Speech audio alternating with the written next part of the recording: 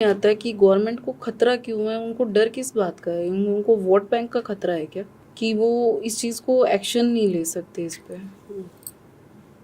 आज महिलाएं, मुस्लिम महिलाएं कितनी परेशान हो रही है कि जब मुंह उठाया तलाक तलाक बोल दिया, फिर माफ़ी मांगते हैं कि गुस्से में मैंने बोल दिया, अब तुम्हें हलाला करना पड़ेगा। अरे औरतें हलाला क्यों करे, तुम करो ना हलाला, तलाक तुमने दिया है, औरतें हलाला क्यों करेगी। हेलो दोस्तों, जय माता दी। मैं नीलम आज फिर एक पॉडकास्ट के साथ आपके सामने आई हूँ और मैं आज बहुत बड़ा केस आप सबके सामने लेकर आई हूँ, जिसकी नज़रें सिर्फ और सिर्फ स्टेट की गवर्नमेंट की ही नहीं, पूरे भारत की इस केस पर नज़र है।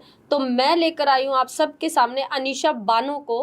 अनीशा बानो, स्वागत है आपका हमारे पॉडकास्ट में। Thank you.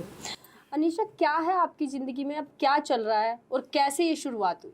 ये शुरुआत तो बहुत भयानक हुई है इसकी। मेरे एक चाचा ससुर है, तो उन्होंने मेरे साथ रेप करने की कोशिश की थी, जिसका मैंने विरोध किया था। मैं कंप्लेंट दर्ज करने जा रही थी तो मेरे ससुर ने मुझे रोक दिया कि उनके खिलाफ़ कोई कंप्लेंट मत कर, ये आज के बाद यहाँ पे कभी नहीं आएंगे। तो 6 महीने बाद में वो उनका फ़ोन आता है मेरे हस्बैंड के पास कि मैं आ रहा हूँ, अहमदाबाद से राजस्थान आ रहा हूँ। मैंने बस मना किया था कि वो घर पे नहीं आने चाहिए। उन्होंने आज मेरे साथ ऐसी हरकत की है, कल को वो मेरी बेटी के साथ करेंगे। इस चीज़ को लेके मेरे हस्बैंड के और मेरे बीच में झगड़ा होता है और वो कहते हैं कि मैं तेरे को तलाक देता हूँ। तलाक बोल के घर से बाहर निकाल दिया। बस इतनी सी बात पर आपको तलाक दे दिया जी। मतलब एक औरत की सिचुएशन समझने की बजाय वो आपको ही फोर्स कर रहे हैं कि आप ऐसा कर लो और ऐसा करने से घर की इज्जत बची रहेगी।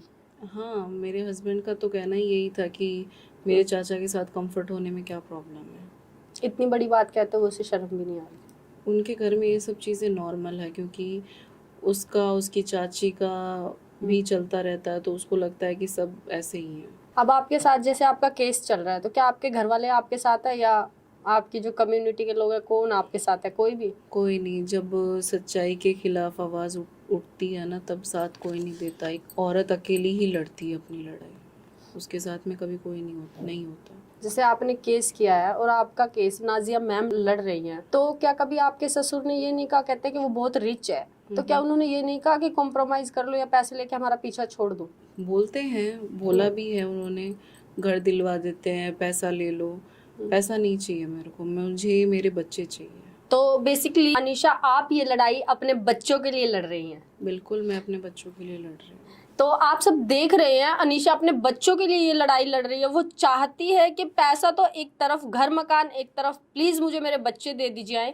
तो अनीशा, आप सरकार से क्या चाहती है? सरकार से मैं यही चाहती हूँ कि मुझे कैसे भी मेरे बच्चे दिलवा दे, प्लस तलाक पे कोई ऐसी धारा बनाई जाए जिससे कोई भी मुस्लिम लेडी जाके इजीली कंप्लेंट कर सके। क्योंकि हम जब कंप्लेंट करने जाते हैं ना, तो पुलिस वाले ये कहते हैं कि हम किस बेस पे कंप्लेंट लिखें, क्योंकि तुम्हारे में तो ये सब चीज़ें नॉर्मल है और जायज़ भी है, तो हम तो इस पे कोई एक्शन ले नहीं सकते।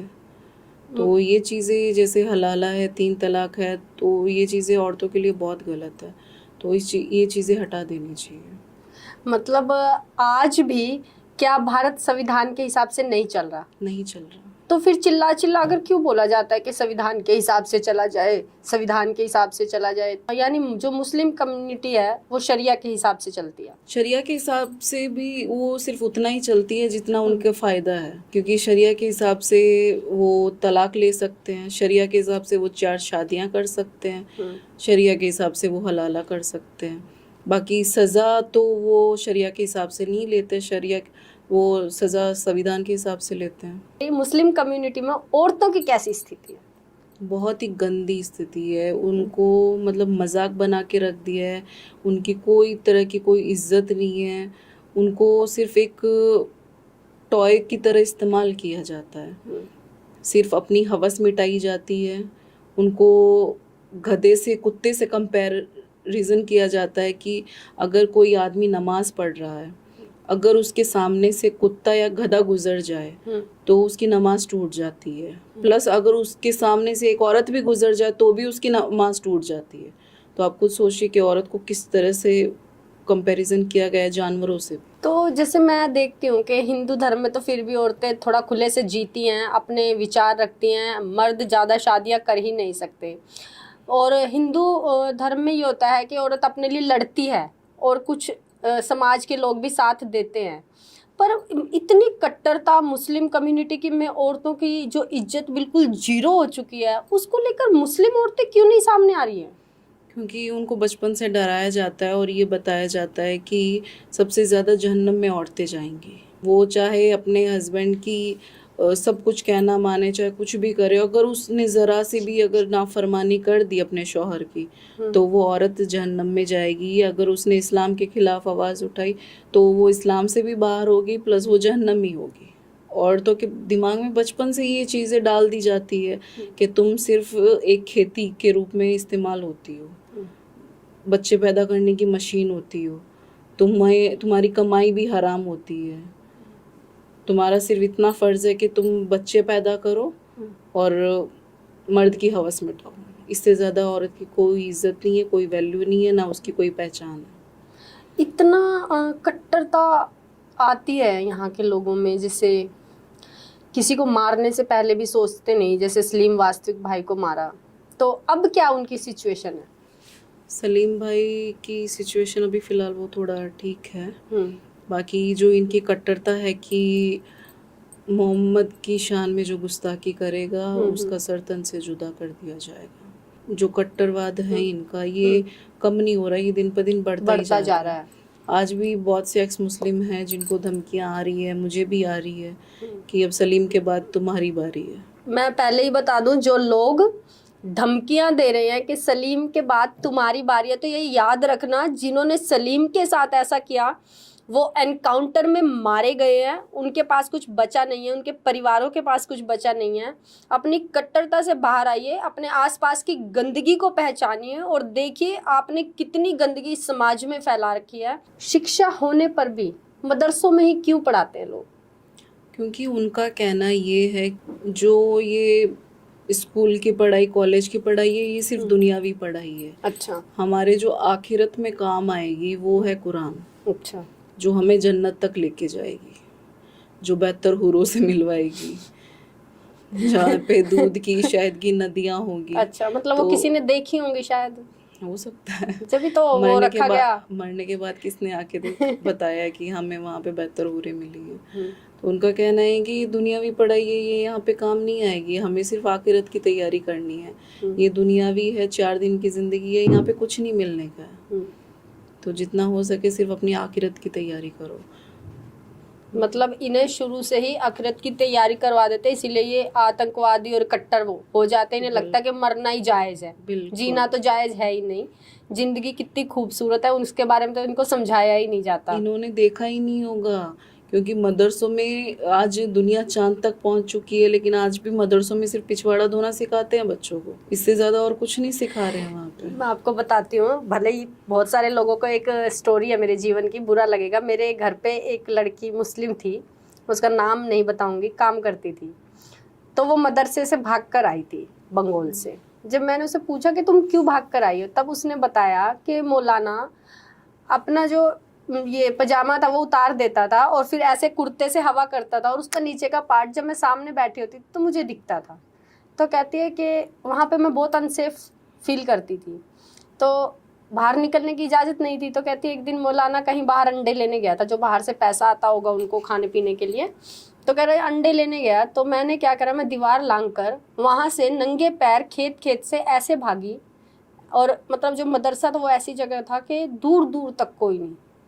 मोस्टली ये लोग जगह भी ऐसी देखते हैं मदरसों के लिए कि दूर दूर तक। तो कहते हैं कि मैं अपनी जान बचाकर भागी और फिर यहाँ आई, और यहाँ मैंने सोचा कि यहाँ झाड़ू पोछा करके ही मैं खा रही हूँ, कम से कम इज्जत का तो खा रही हूँ। तो इतनी मेरे को नहीं समझ आता, आप लोग क्यों नहीं समझते? जो आपके बड़े हुक्मरान हैं वो अपने बच्चों को विदेशों में पढ़ा रहे हैं, एजुकेशन दे रहे हैं, सेंट्रल लेवल पर कैसे बैठना है, पर मुस्लिम कम्युनिटी के जो छोटे तबके के लोग हैं वो आगे ही नहीं बढ़े। बहुत से मौलाना है, जो बड़े बड़े मौलाना मुफ्ती है, उनसे कभी कोई पूछता नहीं है। बाकी उनके बच्चे कोई भी मदरसों में नहीं पढ़ता है। अच्छा। बड़ी बड़ी यूनिवर्सिटी में पढ़ते हुए मिलेंगे, बाहर अब्रॉड में यूएसए में पढ़ते हुए मिलेंगे। एक सबसे बड़ा सवाल मेरा ये है, जैसे अब आप खुलासा बोल रही हैं कि हलाला के लिए फोर्स किया, मैं केस कर रही हूँ, बड़े लोग हैं इसीलिए मेरे केस की तरफ ज़्यादा ध्यान गवर्नमेंट का जा नहीं रहा, तो कभी जैसे धमकियाँ भी आती है, आपके अंदर कभी डर नहीं आता? डर नहीं आ रहा मेरे में, क्योंकि मैं सच बोल रही हूँ और सच बोलना कोई गुनाह नहीं होता। चाहे इसके लिए अब चाहे गर्दन काटे चाहे कुछ भी करे। क्या सच में कुरान अल्लाह ने लिखी है? नहीं, क्योंकि एक माँ होती है, अपने बच्चों को वो अलग अलग नज़रिए से नहीं देखती। तो जिसको ये कहते हैं कि वो 72 माँओं से ज़्यादा प्यार करने वाला है, वो अपने बच्चों को अलग अलग नज़र से कैसे देख सकता है? वो कैसे कह सकता है कि औरत आधे दिमाग की होती है, उसमें दिमाग नहीं होता, वो जहन्नम में जाएगी? वो कैसे बोल सकता है? ये किसी अय्याश आदमी की लिखी हुई है कुरान, अल्लाह की लिखी हुई। फिर आप कहोगी कि जो मुस्लिम लोग हैं वो आपके पीछे पड़े, तो आप जब बोलोगे तो आप इतना खुलासा बोलते हो तो ये बात उनको पिंच होती है बहुत ज़्यादा। तो अब आपकी आंखों में पानी किस लिए? बच्चे लेने के लिए? मैं तो चाहती हूँ बस मेरे बच्चे मेरे को मिले, क्योंकि मैं उनको ऐसी लाइफ नहीं देना चाहती। क्योंकि आज मेरी बेटी 13 साल की होगी, आज एक माँ बन के अपने भाई को संभाल रही है। बेटा मेरा छोटा है, अपनी बहन वो उसको कैसे संभाल रही है मैं जानती हूँ। उसका, मेरी बेटी का कहना ये है कि हम स्कूल से घर पे आते हैं, हमें कोई खाना देने वाला नहीं है, किचन में जाके खुद ही खाना लेती हूँ, भाई को पहले खाना खिलाती हूँ, उसके बाद मैं खाती हूँ, पता नहीं मेरी मम्मी कब आएगी। आज वो जिस तरह से रहती है, उसके जो सपने हैं, उसको आर्ट्स का, क्राफ्टिंग का इतना शौक है उसको, कहीं ना कहीं उसकी वो सारी ख्वाहिशें मर जाएंगी, क्योंकि जो उसकी बुआ वगैरह है, दादी है, इतनी अड़ियल दिमाग की औरतें हैं, वो मेरी बेटी को जीने भी नहीं देगी उस घर में। और जो वो सौतेली माँ लेके आया है, जो मेरी नंदे कह रही है कि असली माँ तो अब आई है उनकी, वो तो सौतेली माँ थी जो छोड़ के चली गई, ये बोलती है। तो मैं एक बात उनसे मैं पूछना चाहती हूँ, जिस औरत को तुम लेके आए वो अपने बेटे को नहीं संभाल पाई, जो उसका बेटा उसको छोड़ के चला गया, वो मेरे बच्चों को संभालेगी? तो आप क्या चाहते हैं, बच्चे मिल जाए? मैं तो बस चाहती हूँ मेरे बच्चे मेरे को मिले। जैसे आपने बताया कि ये भी कभी कभी बोल देते थे कि आपकी जो ननद है बोल देती है कि मेरे बेटे से तुम्हारी लड़की की शादी करवाऊंगी। मेरी बड़ी वाली ननद रूबीना, वो कहती है कि, हालांकि वो पहले तो ऐसे मजाक में बोलती थी, लेकिन अगर उसने ये सच कर दिया कि मैं अपने बेटे के उससे शादी करूंगी, तो मैं पता नहीं, मुझे फिर ना तो मेरे को शरिया को चुनूंगी ना मैं संविधान चुनूंगी, फिर फैसला एक माँ करेगी। फिर तो आपका केस कमज़ोर क्यों हो गया? इतना केस हाईलाइट है फिर भी कमज़ोर होता जा रहा है, किसकी वजह से? क्योंकि वो लोग रिच हैं। हाँ, पहली बात तो वो रसूखदार बहुत है, जगह जगह पैसे खिला रहा है। आज के टाइम पे सिर्फ पैसा सब कुछ होता है। जो कानून है, जो पुलिस प्रशासन है, सबको उसने अंगूठे के नीचे ले रखा है। आज कानून, इंडिया का कानून और प्रशासन इतना कमजोर है कि एक माँ को उसके बच्चों से नहीं मिलवा सकता। क्या फायदा ऐसे कानून का? आप एप्लीकेशन लगाई आपने मिलने के लिए? सब कुछ कर रखा है मैंने, पर आपको मिलवाया नहीं गए? नहीं। लेकिन वही है कि पैसा जगह जगह वो खिला रहा है, वुमेन सेल में, पुलिस प्रशासन में, हर जगह जगह पैसे ही वो खिला ही रहा है। उसका अभी तक वो रिस्पॉन्स जो होना चाहिए वो अभी तक नहीं मिल पा रहा। लेकिन हाँ, मुझे इतना भरोसा ज़रूर है कि एक ना एक दिन तो उसको मैं सबक सिखा के रहूँगी। जैसे आप कहते हो कि भाई उसने शादी कर ली। जी, शादी कर ली है। वो उसने भले शरिया के हिसाब से दिया, और संविधान के हिसाब से तलाक ही नहीं हुआ। शरिया के हिसाब से भी नहीं हुआ है। शरिया के हिसाब से भी तलाक, क्योंकि शरिया के हिसाब से वो तब माना जाएगा, उसने हालांकि मेरे को इंस्टेंटली भी तलाक बोला है, उसके बाद उसने मुझे शरिया के हिसाब से, वो अभी जो कानून निकला था कि एक नोटिस महीने, एक महीने में वो नोटिस भी मेरे को मिल चुके हैं। लेकिन शरिया के हिसाब से कि इद्दत की रकम और महर की रकम होती है, वो अदा करनी होती है, वो तब तलाक माना जाता है। वो रकम मुझे अभी तक नहीं मिली, तो तलाक नहीं माना जाएगा। अच्छा, वो तलाक नहीं माना जाएगा। तो तलाक हुआ ही नहीं तो शादी की इजाजत किसने दी? 4 शादियां अलाउड है ना शरिया के हिसाब से। अच्छा, तो 4 शादियां अलाउड है इसलिए। तो पहले मैंने सुना था एक बार गवर्नमेंट ने बैन कर दी थी कि ऐसा नहीं कर सकते बिना तलाक के। गवर्नमेंट बैन कर देती है, पर उस पे जब तक वो स्ट्रिक्टली एक्शन नहीं लेगी तब तक कुछ नहीं हो सकता उनमें। या तो इसको पूरा बंद कर दो कि शरिया की ज़रूरत ही नहीं है, हमें संविधान के हिसाब से चलना है, या फिर शरिया उन पे पूरा लागू कर दो कि आपको संविधान के हिसाब से कुछ नहीं मिलेगा। उन पे शरिया लागू कर दो, वो 15 दिन के अंदर अंदर शरिया उठा के फेंक देंगे इंडिया से कि नहीं हमें संविधान के हिसाब से चलना है। यानी दो नाव में पैर हैं, इसीलिए मुस्लिम कम्युनिटी की औरतों की ज़्यादा बुरी हालत हो रखी है। बिल्कुल। मुस्लिम कम्युनिटी के ऊपर जब कार्रवाई होती है किसी चीज़ को लेकर के, इनके घरों में हर घर से पत्थर निकल जाता है। ये कैसे निकलता है, इसका मुझे बताओ आप। ये तो मेरे माइंड में, मतलब कोई भी केस होता है धड़ाधड़ छतों से पत्थर आने शुरू हो जाते हैं, ये इंस्टेंट फैसला ले लेती है पूरी कम्युनिटी के पत्थर रखना है, या इनको पहले से ही तैयारी करवा रखी है इस चीज की? इनको क्या है कि असली सच्चाई बर्दाश्त नहीं होती है। ये वो लोग हैं जो कुरान को खोल के पढ़ते नहीं है, सिर्फ उर्दू में पढ़ते हैं। उनका सही मायने क्या है, उनमें उसमें क्या लिखा है वो जानने की कोशिश नहीं करते, क्योंकि मौलाना मुफ्तियों को तो पता है कि उसमें क्या लिखा है। वो लोगों को सिर्फ भड़का तो देते हैं लेकिन वो खुद पीछे हट जाते हैं। और ये जो नॉर्मल मुस्लिम है ये पत्थरबाजी, ये सब दंगे फैलाते रहते हैं। क्या कहीं भी किसी भी दंगे में ये पता है कि इतना बड़ा मुफ्ती वो मारा गया? किसी का भी नाम आया? नहीं आया। मौलानाओं का काम ये है कि वो बहका देते हैं, और ये जो नॉर्मल होते हैं उनके दिमाग में बैठ जाती है अच्छे से, ये दंगे फसाद करने पे सड़कों पे उतर आते हैं। तो सबसे बड़ी प्रॉब्लम है कि इनको सच्चाई बर्दाश्त नहीं होती है और ये पढ़ना नहीं चाहते।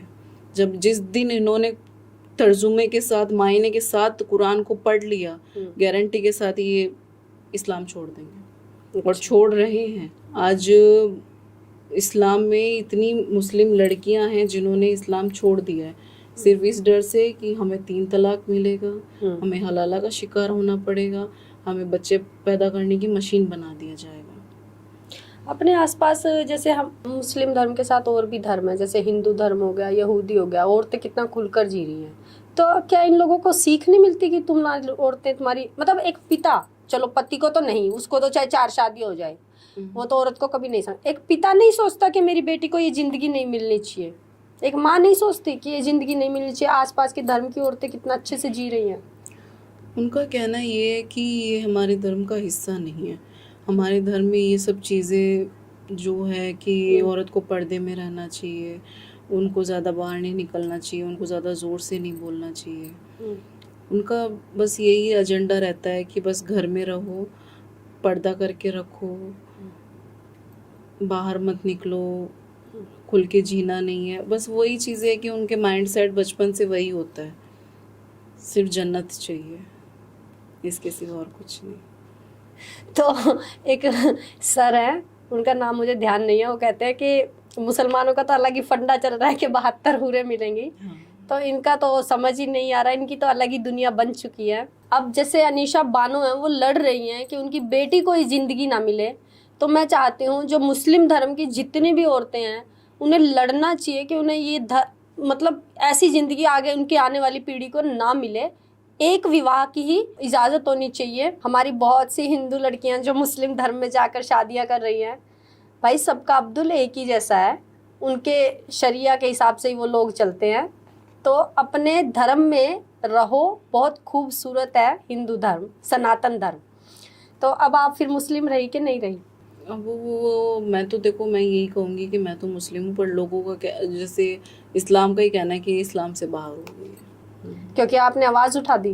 क्योंकि मैंने आवाज़ उठा दी, मैंने सवाल कर लिए। क्योंकि इस्लाम में सवाल करना भी वो हो जाता है कि इस्लाम से बाहर होना। इस्लाम में अगर आपने सवाल कर अगर लिया, इस्लाम में किसी ने आवाज़ उठा ली तो वो इस्लाम से दरख्वास्त हो जाता है, वो बाहर हो जाता है।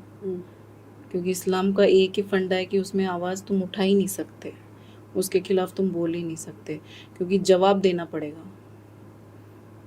और जवाब उनमें ऐसे है कि सबको पता है कि क्या होगा। जैसे एक बार नुपुर शर्मा का बहुत ज़बरदस्त केस उठा था, क्योंकि सामने से जब किसी ने शिवलिंग के बारे में गलत बोला था, नुपुर शर्मा ने भी कुछ गलत बोल दिया था। क्या वास्तविकता में कुरान में यही लिखा हुआ है कि उन्होंने 6 वर्ष की लड़की से शादी करी थी?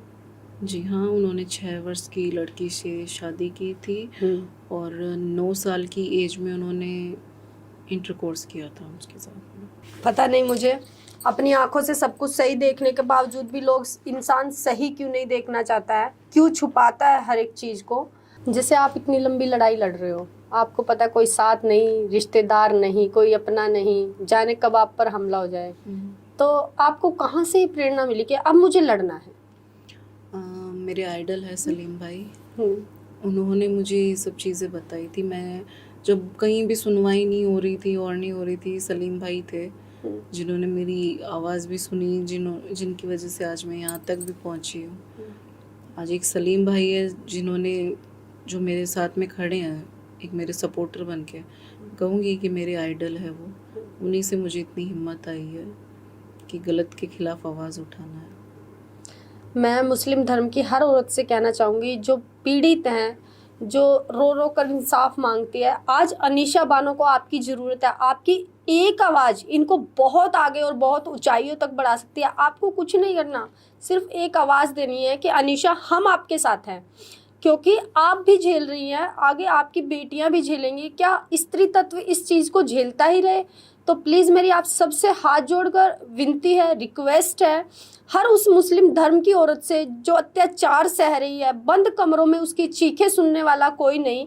आज अनीशा निकल कर आई है आपके सामने, कल को आपको अनीशा ना बनना पड़े, आपकी बेटी को अनीशा ना बनना पड़े। खड़े हो, लड़ो, शिक्षा पद्धति के लिए लड़ो, बोलो हम 3 तलाक का हिस्सा नहीं बनेंगी, आप बोलो हमारे ऊपर अत्याचार नहीं होगा, बुर्के को आप ना कह दो। तो अनीशा, इतनी सारी मुश्किलें आ रही हैं, धमकियां भी आती हैं, क्या आपने कभी गन लाइसेंस अप्लाई नहीं किया?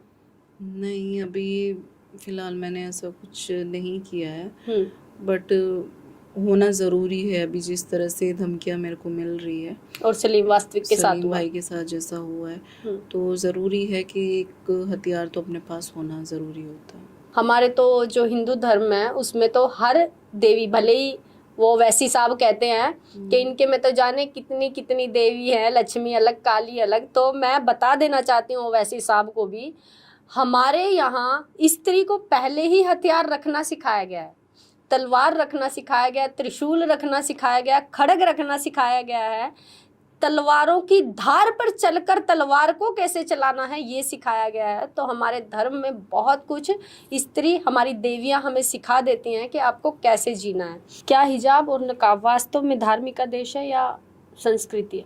नहीं, ये जैसे सऊदी के लोगों का था कि वहाँ पे जैसे आंधी वगैरह ज़्यादा चलती थी, वो मुंह ढकने के लिए और सर ढकने के लिए वो इस तरह से करते थे, जिसको अभी हिजाब का रूप दे दिया गया है। बट ये ना कुरान का हिस्सा है, ना ही कोई संस्कृति है।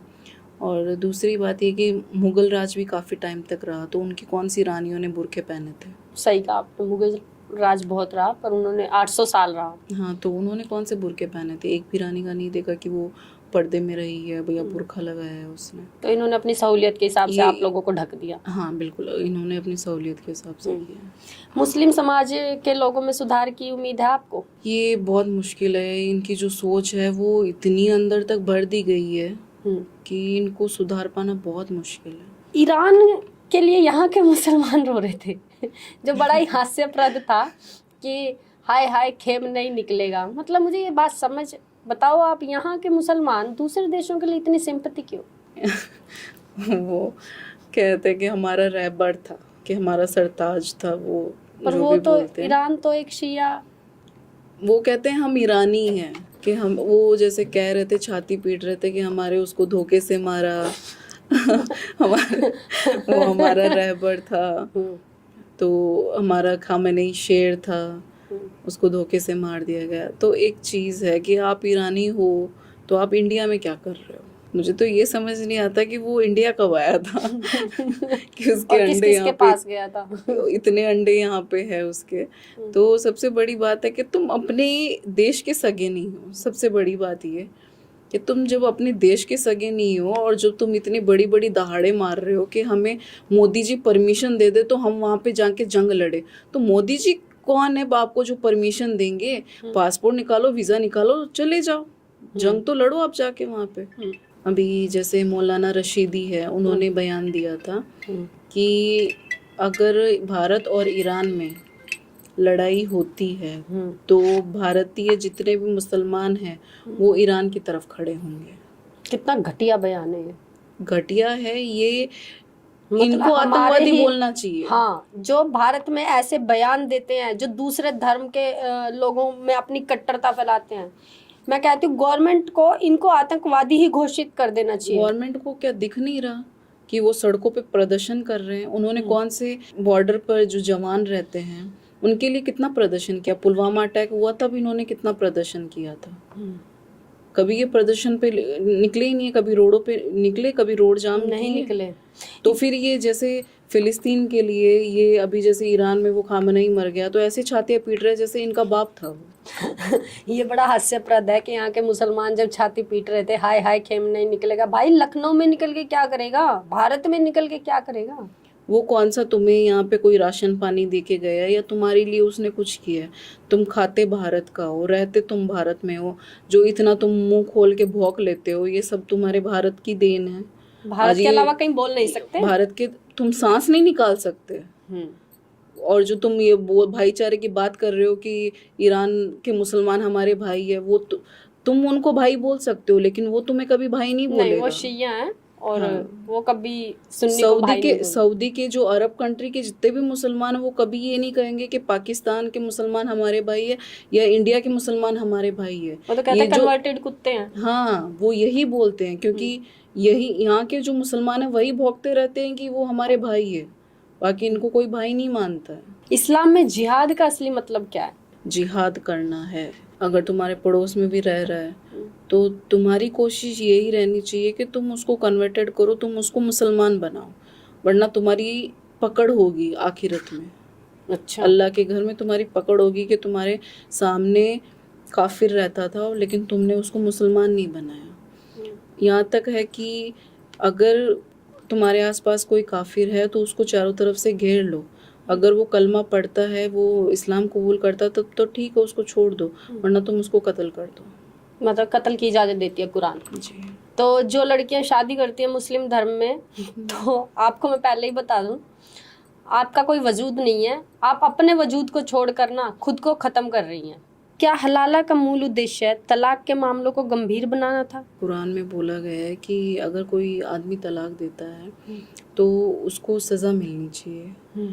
तो इसमें अलग है कि औरत को सज़ा मिलती है, आदमी को सज़ा नहीं मिलती है, क्योंकि औरत को हलाला करना पड़ता है। तलाक हस्बैंड ने दिया, अगर हो गया। हाँ, बिल्कुल रेप ही है एक तरह से कि उसकी बिना मर्जी के उसके खिलाफ ये चीज़ें होती है, उसकी इज्जत पे हाथ डाला जाता है, तो एक तरह से रेप ही हो गया ये।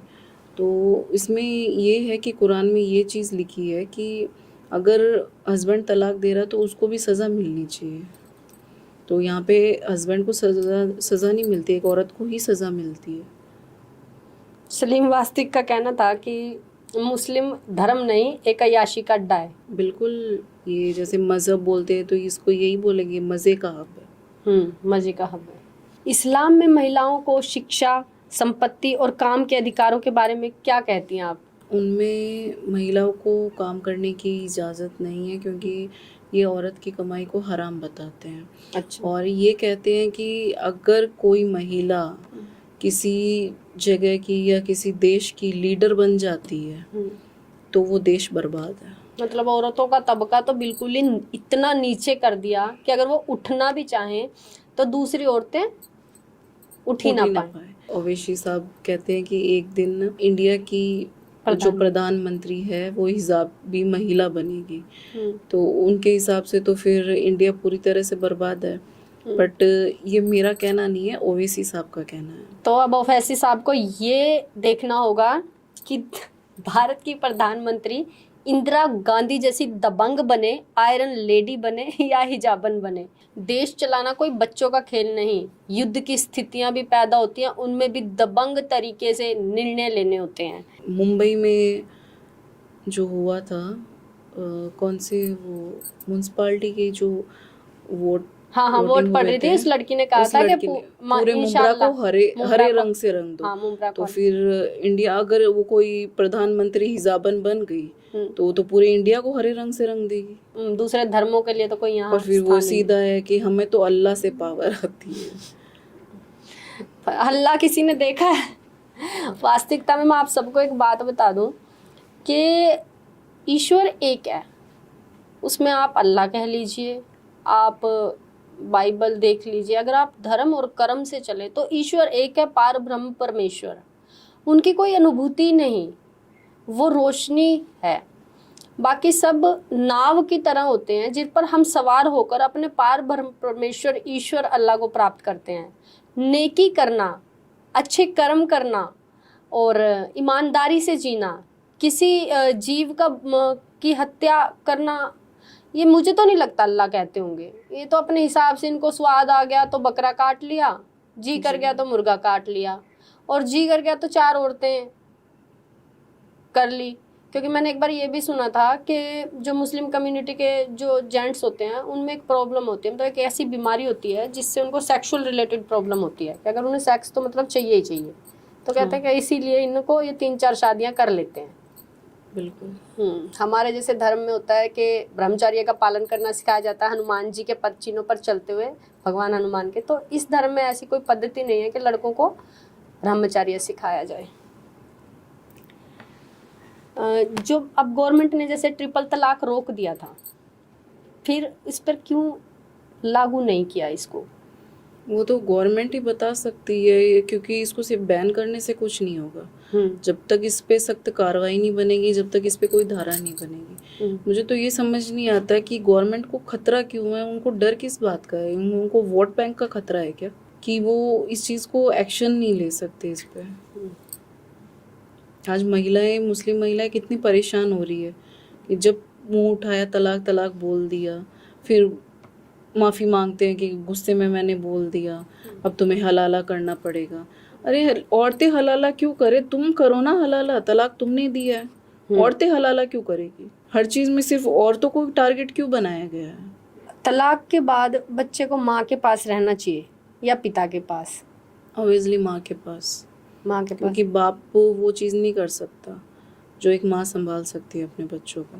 क्योंकि बाप तो दूसरी बीवी लेके आ जाएगा। और आप भी क्या, आपका हस्बैंड तो बिल्कुल लेके आ गया। मुझे तो अफसोस इस बात का होता है कि एक तो बेशरम औरत होगी जो इतना सब कुछ जानने के बाद भी उसके पीछे आई है, और उससे भी बड़े बेशरम होंगे उस औरत के माँ बाप जिन्होंने सब कुछ जानने के बाद भी अपनी बेटी दे दी है।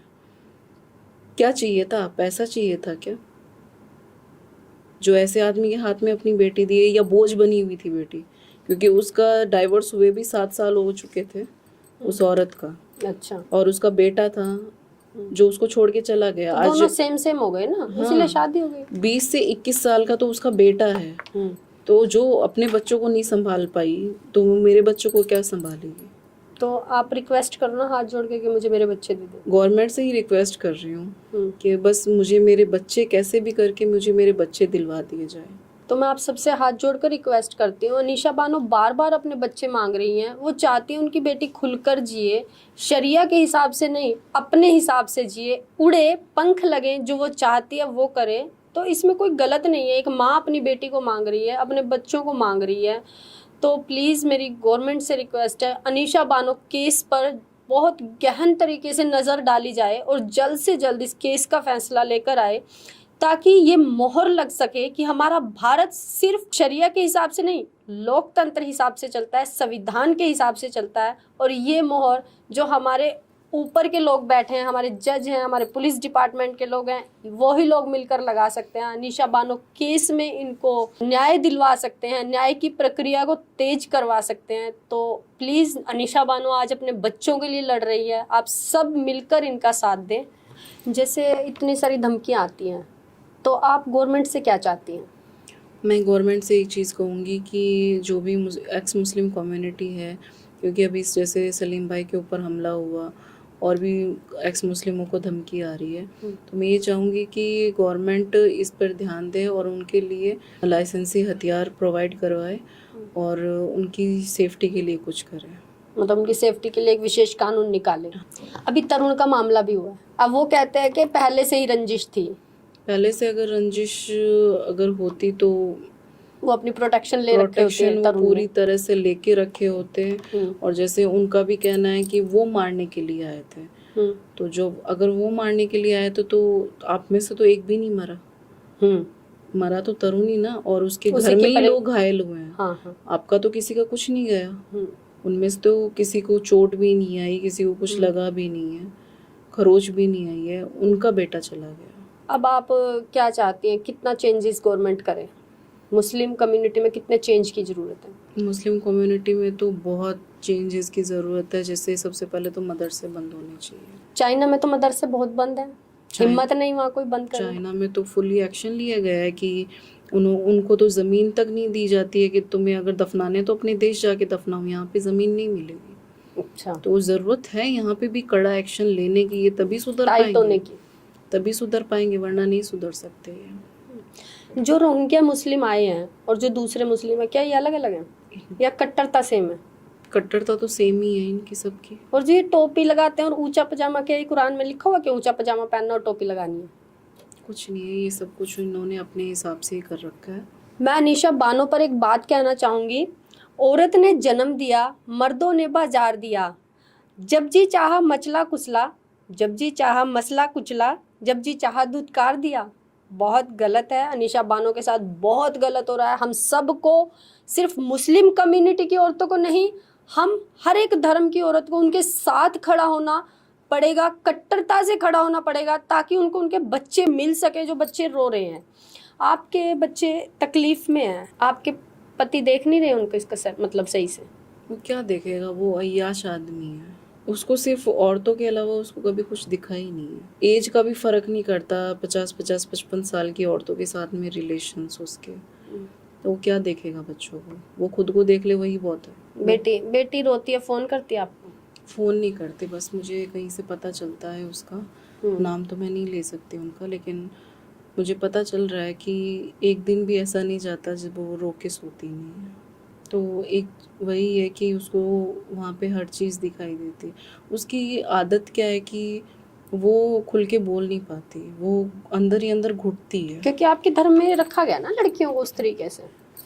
उसके जो दादा है, दादी है, बात बात पे उसको परेशान करते हैं।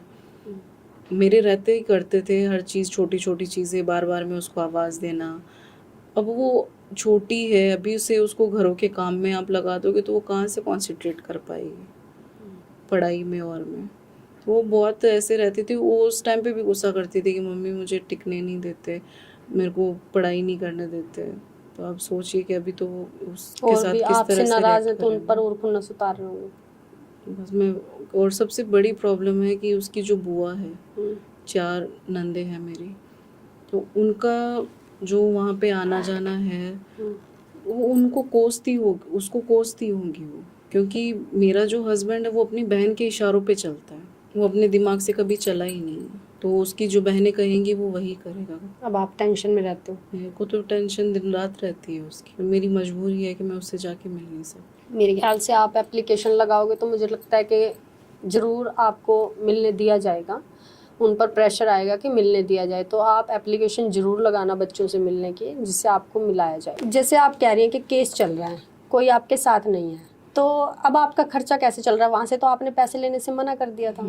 अभी जैसे सभी इंडिया फैमिली है, बस काफ़ी लोग हैं जो मेरी हेल्प कर रहे हैं। जैसे आपने बुलाया, आपने हेल्प कर दी, तो ऐसे बहुत से लोग हैं जो मेरी हेल्प कर देते हैं अभी।